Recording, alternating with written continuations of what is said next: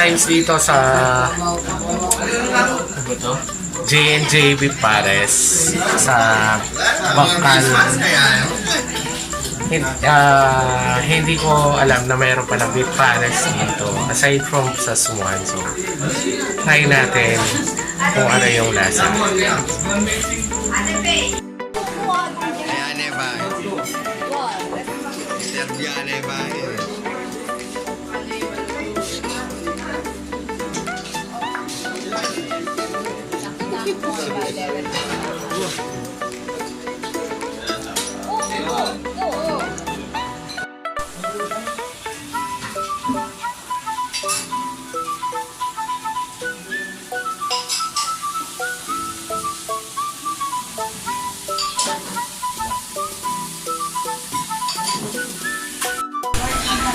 So guys, it's my first time here. Hindi ko alam na mayroon palang pares dito sa Bangkal.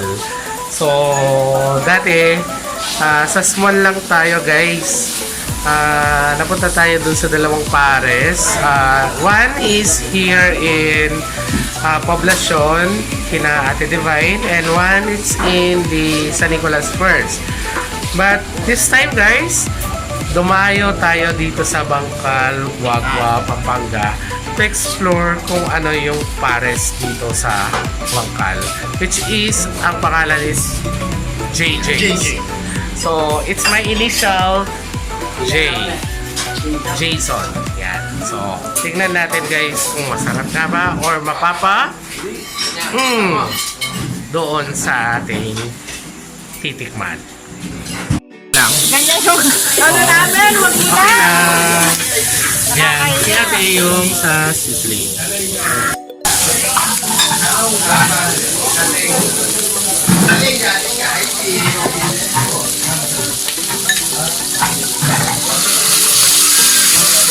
Ano? Yun. Yun yung sisling guys. So, nagsisisel siya. Beef ngayon yung pet. Beef.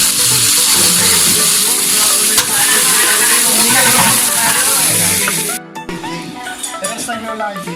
Nag-vlog ulit. First time, ayan o. Hindi niya balo yung kene.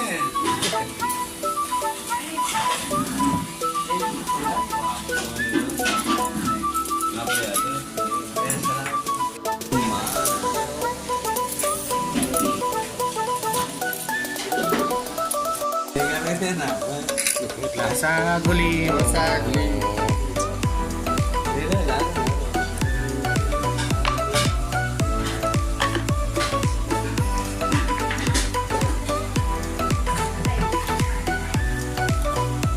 Guys, na hindi lang ako kumakain ngayon na mag-isa. Mayroon akong kasama dito para tikman ang JJ's Pares. So, sila na yon guys. So, tikman natin kung para nila tikman ang JJ's Pares ng Bangkal. Baka rin yun. Okay. It's good. Okay guys, etong paborito ko, yung pares talaga dito sa may Bangkal. Ngayon, ito try natin yung sizzling pares. Okay natin yung sizzling pares. So, yan ba yung specialty nila? Yeah. So, sabi niya guys, yun yung specialty. So, matitikman natin ngayon. So, it's not my first time, it's not her first time. Pero titingnan natin. So, ilang beses na siya. So, ako, first time, kailangan kong matikman. How about you? Very good. It's good, man. So, siya yung umorder na wala, pero alam niya kung ano yung order niya kasi sizzling beef? Sizzling beef na pares. Okay. Sizzling pares? The best. So, ako, it's my first time here. Yun nga. Tingnan nyo guys yung mga kumakain dito. Sabay lamon! Nandiyan si Sikot, si Hal Mike. Yan. Bin. Yakonin po, papirito ko niya.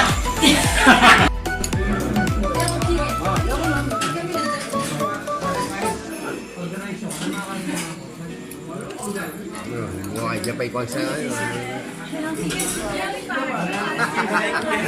Extra rice. Kasi nag-ito na ako. So when I do the pares, always, kailangan yung sa akin yung egg. So, I need to put the egg on the fried rice. Ayoko na nga pumunta, napunta ka. Kasi gusto ko yung very raw lang siya na pagkaluto.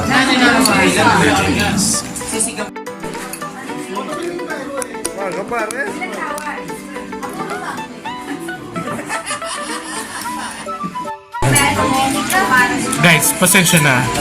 So, sobrang sarap. Hindi ko nakalayan. Nauubos ko na. So, di na ako nakapag-review. Even doon sa kanilang na yung vlogger beef pares. Yan. Yung mga kasama ko, nakailan na ng extra rice. Yan. Actually, yung isang extra rice ko dito para dun sa sizzling, nakuha na nila. Sinira mo. So, Ito na yung sa inyo yan yung masarap. Leme ba?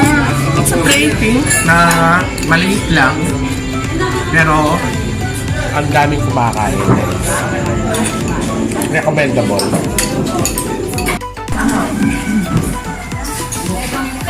So for the review, nandyan yung isang kasama namin. Yeah, ako. Ako talaga yung veterano dito sa Pares sa may J&J. So sobrang sarap niya guys. Isang ano pa ako. Isa lang. Isa lang. Isa daw, ano pa, isang extra rice daw pa. Isa pa. Tapos, i-dip natin dito. Okay? Tapos, yan na yan guys. Bakit mo nagustuhan? Napasarap na naman si Chorizo. Bakit mo nagustuhan? Sa tingin ko, kakaiba yung Paris nila dito sa may J&J. Kung ibukumpara ko sa may Manila, dati ako nagpa-Paris dun eh. Guys sa Manila eh.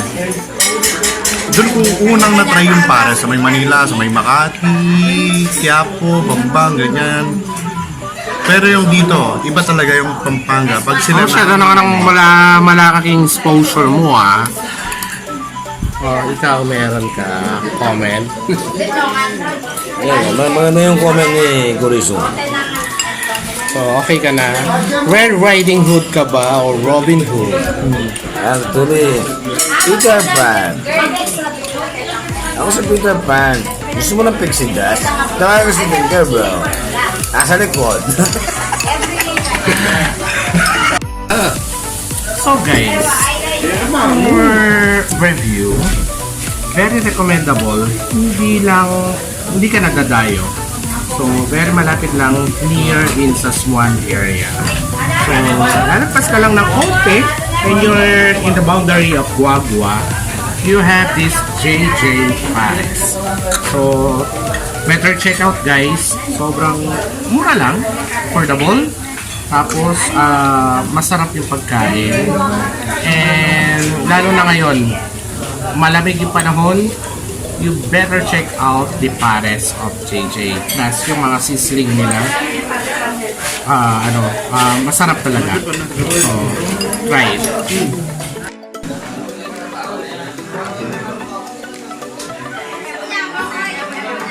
Ayun na mga guys, ang dami pang gustong kumain pero sold out na. Dito guys, nandito tayo sa JJ. So, very luckily na meron tayong naglibre. So, ngayon, na-review na natin lahat yung kanilang mga hindi namin na-expect. Nandito yung konsehal namin, si Konsehal Mike. Siya yung sa akin. Thank you very much, Konsehal Mike. Thank you po ng marami. Yan. So, sa lahat na nandito, maraming salamat. And tinatangkilik nyo yung local food natin. Maraming salamat po. Konsehal Mike, baway ka naman. Thank you po. And of course, watch nyo yung Mike TV na Alright! channel. Yan. Thank you po.